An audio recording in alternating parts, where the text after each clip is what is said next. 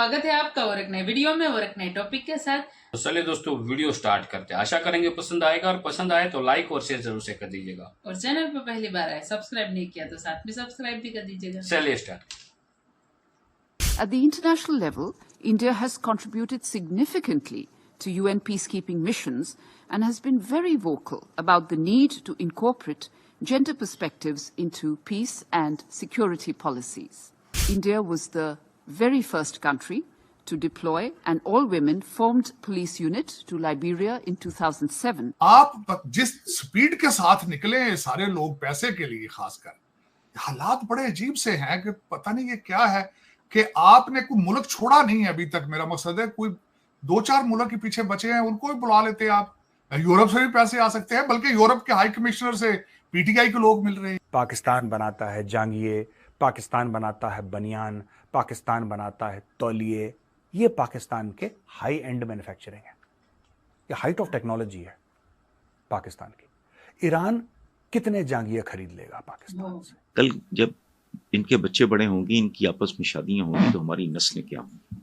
हमारे यहाँ ऐसा ऐसा जुर्म होता है। कौन था वो? मेरा ख्याल है सांप और भेड़िया भी उस उम्र की बच्ची या मासूम बच्ची, आज 10 साल की एक बच्ची। लेकिन जो लोग पैसे ढूंढ रहे हैं उनका कोई ट्रैक रैकेट को इतना ये ठीक नहीं है कि पाकिस्तान के लिए इतना प्यार, और वो भी हफ्ते के अंदर अंदर। ईरान के साथ 10 बिलियन इधर से हो गया, 8 बिलियन आईएमएफ का हो गया। मियां साहब सीपैक के लिए कोई 50 बिलियन मांगने चले गए हैं। भगत सिंह का क्या कसूर है? उधम सिंह का क्या कसूर है? ठीक है ना, इनका फ्रीडम फाइटर है। हाँ, तो वो तो हीरो होने चाहिए। चाहिए नहीं, वो हीरो हैं। अच्छा। अगर ये कोई नहीं मानता कि हीरो को कोई हीरो ना माने, इन्हें इल्मुद्दीन चाहिए हीरो, इन्हें मुमताज कादरी हीरो चाहिए। जैसे कि वो 40 साल खा गए हैं, इन्होंने सियासी कल्चर, इक़्तिसादी कल्चर बर्बाद करके रख दिया, सहाफ़ती कल्चर बर्बाद करके रख दिया, और अब अवाम नक्को नक है। रिजल्ट जीरो है, रिजल्ट जीरो। कौम जिहाद के चक्कर में है, और ऊपर को 5000 लोग जाने, मैंने जिसको आपको मिसाल दी है, वो सारी दुनिया के चक्कर लगा रहे हैं कि पैसे मंगा। ईरान कितनी बनियान, एक ईरानी कितनी अंडरवेयर पहन लेगा बताओ? एक बंदा तो एक ही पहनेगा एक समय पे। पाकिस्तानी ये उम्मीद करते हैं कि 80 भी मुसलमान तो तुसी भी मुसलमान, तुसी 5 पहन लो। सोचा जाता था, एक कॉन्सेप्ट था कि पाकिस्तान में अगर कश्मीर का मसला जिंदा ना रहे तो 7 लाख की फौज रखने का जवाज नहीं होगा। लेकिन अब तो आपका जो दूसरा बॉर्डर है अफगानिस्तान, वो भी कश्मीर से बड़ा मसला बन चुका है आपके लिए। हम तो अभी दुम पे खड़े हैं, बंदरों की तरह उछलते हैं।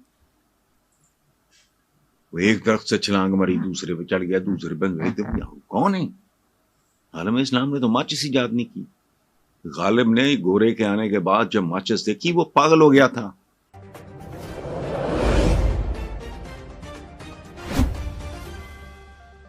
लेकिन जो लोग पैसे ढूंढ रहे हैं उनका कोई ट्रैक रैकेट को इतना ये ठीक नहीं है कि पाकिस्तान के लिए इतना प्यार, और वो भी हफ्ते के अंदर अंदर। ईरान के साथ 10 बिलियन इधर से हो गया, 8 बिलियन आईएमएफ का हो गया। मियां साहब सीपैक के लिए कोई 50 बिलियन मांगने चले गए हैं, और तुर्की के साथ और सऊदी अरेबिया के साथ 5 बिलियन वहां से आ गया। मैं तो ये 100-150 बिलियन आता नजर आ रहा है मुझे। मैं तो कल रात सो ही नहीं सका चीमा साहब। मैं तो सोच रहा था कि अमेरिका छोड़ के सिटीजनशिप पाकिस्तान शिफ्ट हो जाऊं, कि इतने डॉलरों की रेल पेल वहां पे। वो जो मुर्शद कहा करते थे कि यहाँ पे गोरे आके लाइनों में लगेंगे जॉब ढूंढने के लिए, मुझे लगता है वक्त आ गया। जब 100 बिलियन डॉलर यकलख्त आएगा पाकिस्तान में, तो चीमा साहब ਤੁਹਾਡੇ ਦੇ ਹਾਸੇ ਨਿਕਲਦੇ ਕਹਿੰਦੇ ਡੁੱਬੀਆਂ ਰਕਮਾਂ ਨੂੰ ਤਰ ਗਈਆਂ ਤੁਹਾਡੀਆਂ। लेकिन चीमा साहब के अंदर अंदर इतनी कॉम्पिटेंट लीडरशिप है हमारी, तो फिर इतना बड़ी कॉम्पिटेंट। मैं हैरान हूं, हफ्ते 10 दिन के अंदर अंदर आपने सऊदी अरेबिया, ईरान, उसके बाद यूएसए, उसके बाद टर्की का आना, फिर चाइना जाना। मुल्क तो आपने छोड़े ही को नहीं। पीछे जर्मनी, यूके जर्मनी बच गया। पता नहीं जर्मनी और फ्रांस, हो सकता है कि एक भाई उधर गया, दूसरा फ्रांस चला जाए, शहबाज शरीफ साहब। लेकिन चीमा साहब, इसमें से जो मैं देख रहा था, हम ज्यादातर मेमोरेंडम ऑफ अंडरस्टैंडिंग साइन होते हैं, उससे आगे क्लोजिंग तक हम नहीं पहुंच पाते। सऊदी डेलीगेशन आया है, सिर्फ मेमोरेंडम ऑफ अंडरस्टैंडिंग साइन हुए हैं, जिसमें पीछे खड़े हो जाते हैं वजीर आजम साहब, और सुर्खियां बस बन जाती हैं कि 5 बिलियन इधरों आ गया, 10 बिलियन इधर आ। कौम हंस पड़ती है, जिस तरह वो लतीफा है, वो कहते हैं हासे ते निकलने दी डुबियां रकमा जो तर गई। लेकिन एक रिजल्ट जीरो है, रिजल्ट जीरो। कौम जिहाद के चक्कर में है, और ऊपर को 5000 लोग जाने, मैंने जिसको आपको मिसाल दी है, वो सारी दुनिया के चक्कर लगा रहे हैं कि पैसे निकाल। आज एक और खबर भी आ गई है, बल्कि उसके ऊपर लोगों ने ट्वीट भी, कि मुर्शद पाक जिन्होंने आते ही वजीर आजम हाउस की भैंसें और गाड़ियां बेच दी थी, उनके हेलीकॉप्टर का खर्चा 98 करोड़ के पता 90 करोड़ था और 1 अरब के करीब जो थे वो हिटलर से भी मिल रहे हैं और जापान भी जा रहे हैं।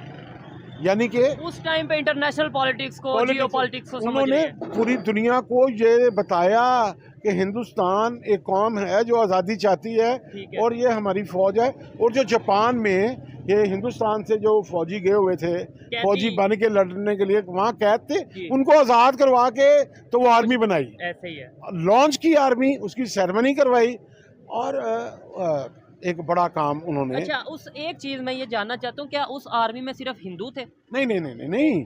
क्या यहाँ उस वक्त जो लोग लड़ने गए थे वो सिर्फ हिंदू गए थे? नहीं, उसमें तो मुस्लिम भी थे, सिख भी थे, बड़ी तादाद में, क्रिश्चियन भी थे, सारे थे। तो यानी जो नेताजी बोस ने जो आर्मी बनाई, हाँ वो मिक्स थी, वो उसमें मुसलमान भी थे, वो इंडियंस थे। अच्छा, इंडियंस थे।